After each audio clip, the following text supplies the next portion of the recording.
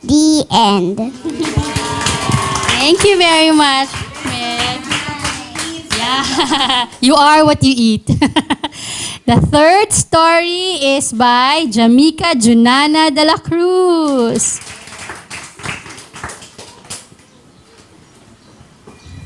The Caterpillar and the Ladybug. In a faraway forest lives a beautiful but proud ladybug named Rosie. She wakes up every morning admiring her pretty reflection on the dewdrops. She dances around flaunting her red and black shiny shell. She shouts to the world, "I am so beautiful." Rosie dislikes her caterpillar neighbor, Macy. She whines, "Please don't come near me. You are ugly, slimy, and stinky." This makes Macy very sad. One afternoon, Rosie sees Macy go up a plant and build a cocoon around her. Rosie exclaims, "It's about time Macy hides her ugly self." After many days, Rosie is happy she never sees Macy anymore. Until one morning, Rosie was surprised to see a brightly colored butterfly fluttering by. She is so envious of her beauty and wonders who she is. When the butterfly sees Rosie, she excitedly screams, "Don't you remember me? I'm Macy. I used to be the neighbor you hated." Rosie is so ashamed of herself, asks Macy for her forgiveness, and vows never to be bad to others again. The end. Yay!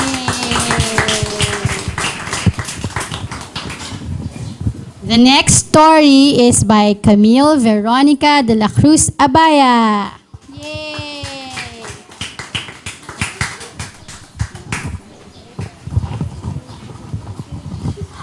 What my little doll taught me. Once there was a little girl named Shira who was very shy. She didn't make any friends. Instead, she played with her doll Ella. Shira thought of Ella as a playmate, even a real person. Ella talked to her in her head, and Shira told her, "I don't need friends, I have you." Ella said, "Thank you, but don't you want someone who is like you?" And Shira said, "No."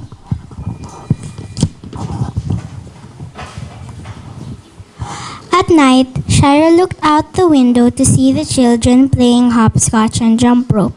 She was getting a little jealous, but she tried not to be. Every night she did the same thing. When she was at school, she didn't talk to anyone but her teacher.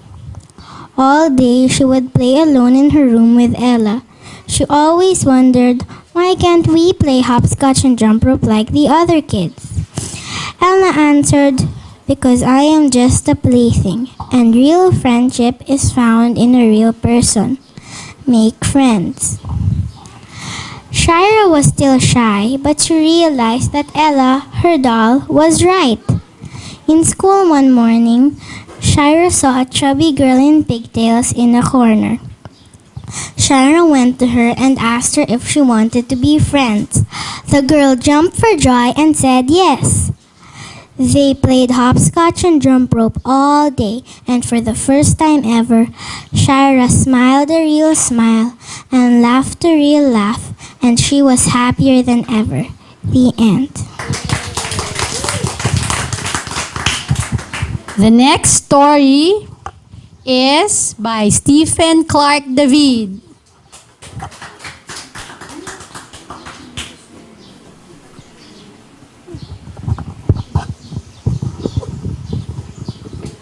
A mysterious island in the sky.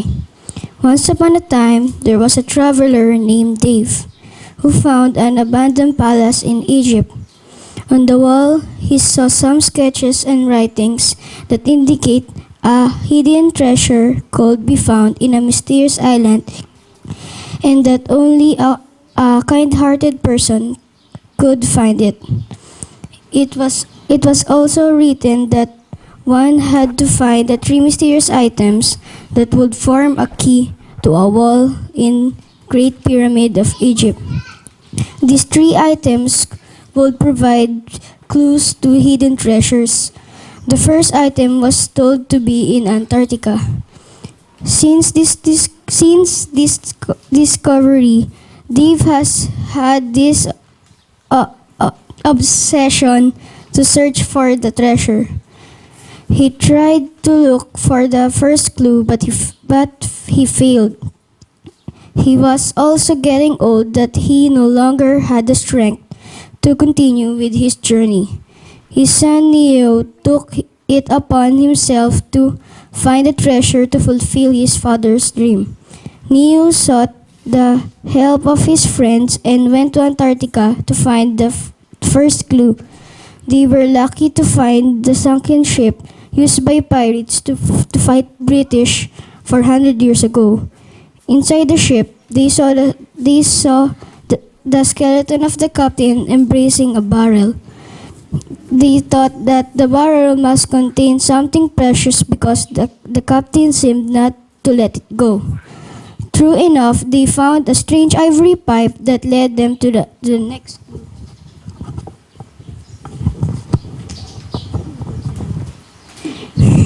The next item that they needed to find was a golden cane that could be found in one of the caves of Africa. Neo's friends became greedy that they tried to steal the pipe and lock him in a cabin inside the ship. Neo managed to escape and went to Africa on his own.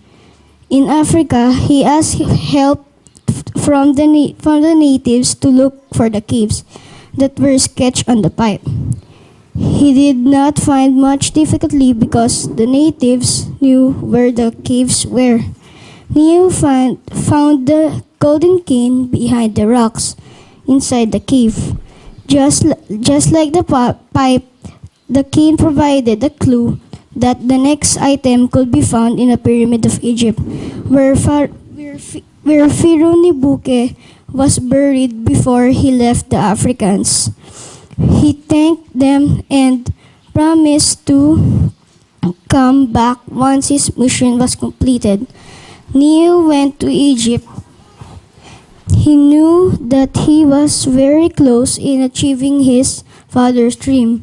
In the pyramid of Pharaoh Nebuchadnezzar, he found a huge diamond. He put together all the three items. He found that suddenly the tip of pyramid opened. Above him was the floating island. He was lifted up by a strong force to the island, where lots of gold and jewelry were stored. Neo became one of the wealthiest men during his time, but he did not forget all the people who had helped him. He shared his riches with them and lived happily ever after. The end. So you know what Stephen has been reading or watching, no? Which inspired his story. The next one is by Sarah Amanda Buendia.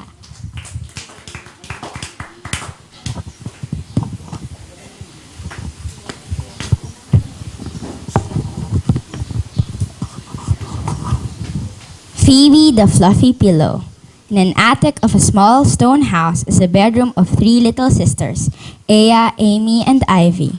Each one has a favorite pillow. May, the perfectly square pillow, belongs to Aya.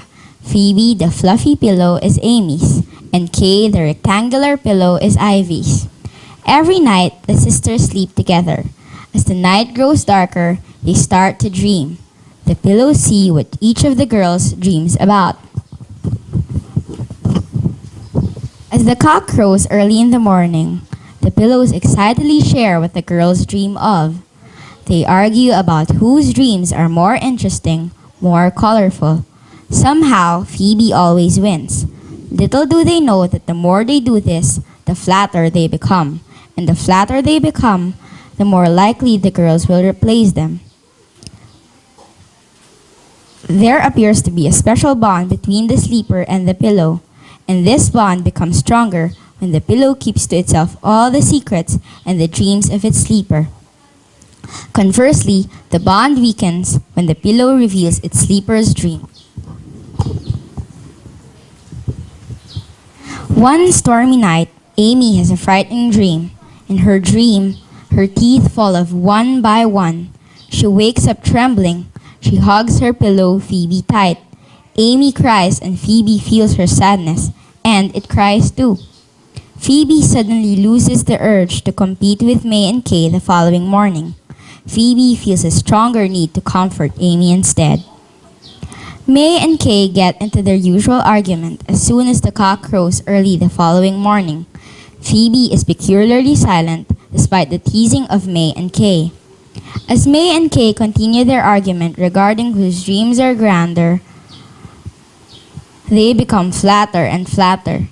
Aya and Ivy soon tire of them and replace them. Phoebe, on the other hand, stays fluffy and even gets fluffier every night. Amy and Phoebe are together for a long time, holding on to each other every night, no matter what Amy dreams about. The end.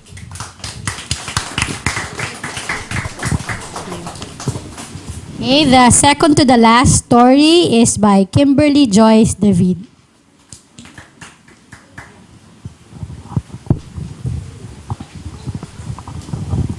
Finding happiness. Louisa is the most popular girl and the coolest girl in town. She has the brains, the attitude, and the looks. She always follows the latest trends in clothes, shoes, and bags. Belonging to a high-status community, Louisa always gets what she wants.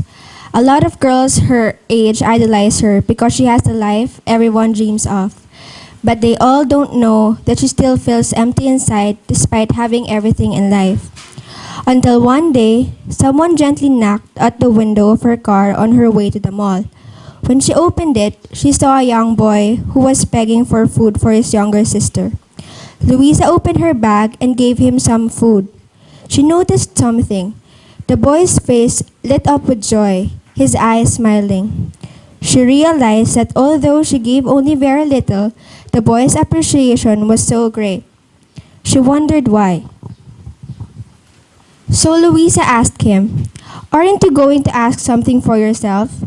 He just smiled and said, "What you have offered is enough. As long as my sister is happy, I am happy. I am very grateful with what you already gave us."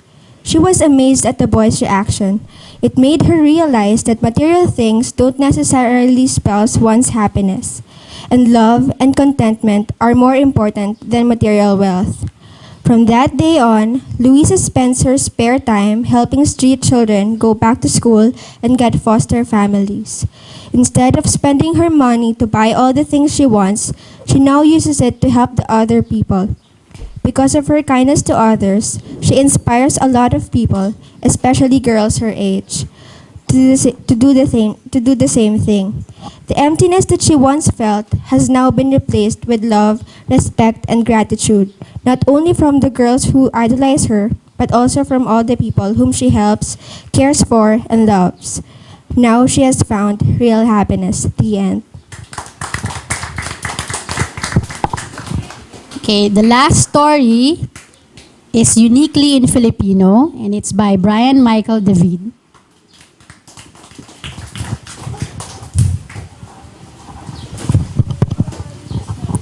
Ang yakap ni ina ni Brian Michael David. Noong ako'y mamulot sa mundo, ang una kong nasilayan ay isang tao.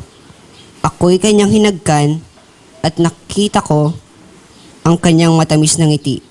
Makalipas ang ilang sandali, ibinulong niya sa akin ang salitang Elias. Binigyan niya pala ako ng pangalan. Siya pala ang aking ina. Hanggang sa aking paglaki, naramdaman ko pa rin ang kanyang kalinga. Minsan, kapag ako'y nasasaktan, yayakapin niya lang ako at ang sakit ay mawawala na.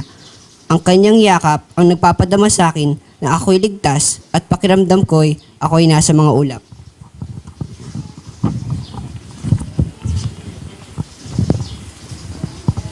Dumating din ang araw na ako'y nagkaroon ng sariling pag-iisip. Parang hindi na nga ako bata. Hindi ko na iniidolo ang aking ama. Naisip ko na hindi lahat alam ng aking ina at hindi lahat kayang ibigay ng mga magulang ko. Naisip ko rin na nakakahiya ang ginagawa nila. Parang nabubuhay pa rin sila sa lumang mundo na ngayon wala na. Sa maikling salita, sila'y makaluma na. Hindi totoo to. Hindi totoo to ah. Nabasa ko lang si ama dahil hindi nakapag-aral at si ina ay hindi na makapagbenta ng kakanin dahil may sakit daw siya. Lagi pa siyang nakahiga, inuubo at nangihina. Wala na nga kaming pera at ako'y sawang-sawa na.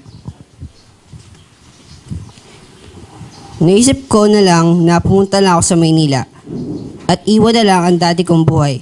Kaya sinabi ko kay ina at ang sabi niya ay, "Mahal kita anak at kung saan ka masaya, susuportahan kita."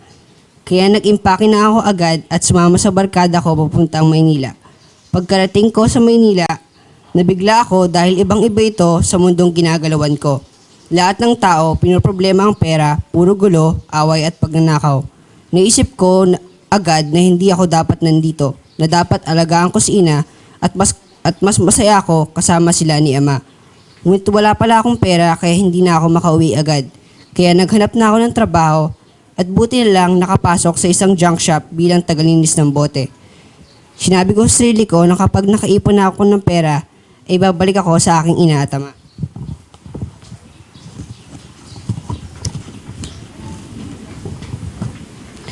Pagkabalik ko sa aming probinsya, sinabi ko sa sarili ko na ako naman ang mag-aalaga sa aking ina. Pagkarating ko sa bahay, nakita ko ang aking ama at siya'y natuwa sa aking pagdating. Hinanap ko ang aking ina, ngunit hindi ko siya nakita sa bawat sulok ng aming tahanan. Sinabi ng aking ama, "Wala na dito ang iyong ina." Tumawa na lang ako at sinabi ko na alam ko na nagbibiro lang siya. Ang sabi ni ama, "Hindi mo ako naintindihan, Elias. Wala na ang iyong ina, pumanaw na siya." At nang marinig ko ang mga salitang yun, biglang tumigil ang lahat. Naging napakahaba na sandaling yun at ako'y napaluha. Yun nga, bumuhos nga ang aking luha at nagsisi ako sa lahat ng aking ginawa. Bakit ko pa sila iniwan? Bakit hindi ko na binigyang halaga ang lahat ng sakripisyo nila? Nasabi ko na sa sarili ko, hindi ko nakikita ang kanyang mga mata, hindi ko nakikita ang kanyang matatamis ng ngiti, hindi ko na mararamdaman ang kanyang pag-aaruga at hindi ko na mararamdaman ang yakap ni ina. Wakas. Happy Mother's Day.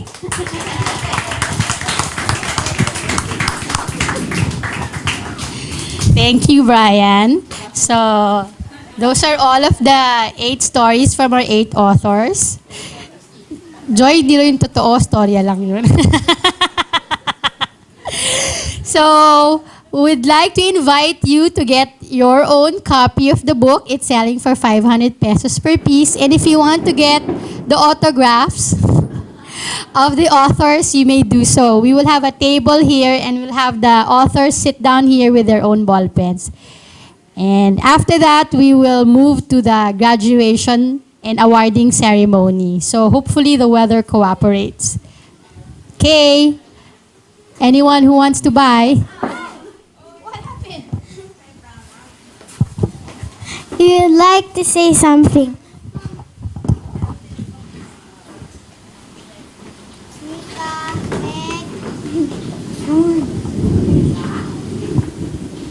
Ate Kim, Kuya Brian, Kuya Stephen.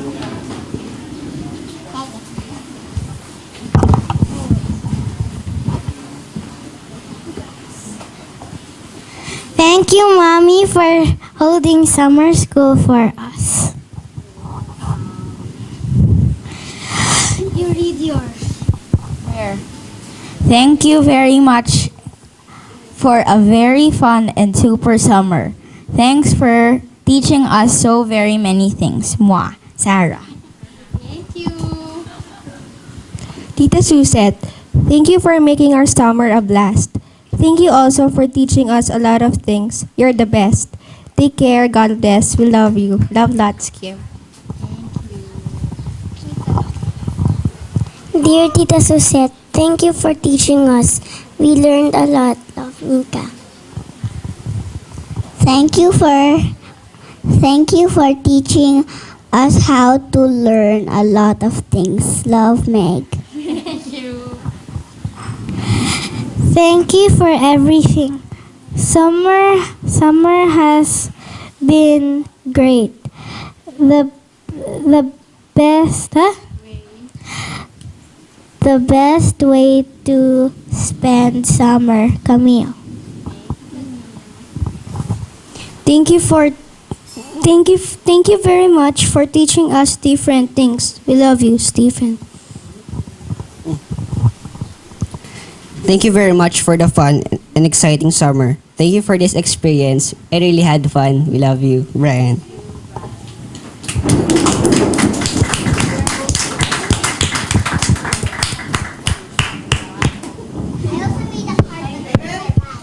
Amen. Nice.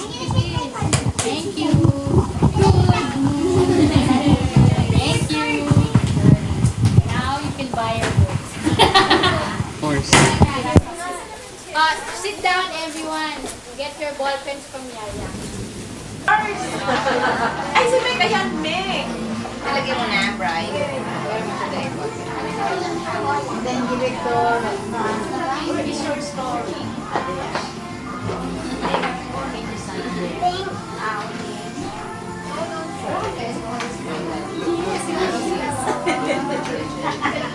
Yours is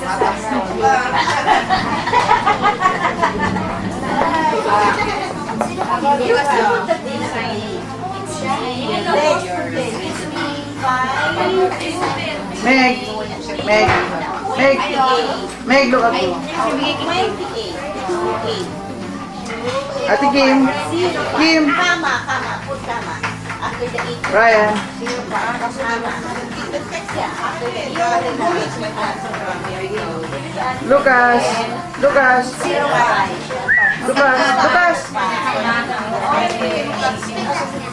Thank you! Hey, isn't that my Just look for your story. Ate Sarah, Ate Sarah, look at us. look at us, no?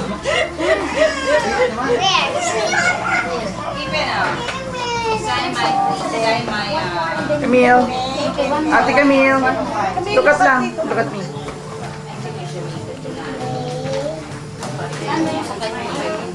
Mika, Thank you. Ate Camilo. Mika, remove na your drawing. Di panot. Panot yun. Panot. Di panot. Steven.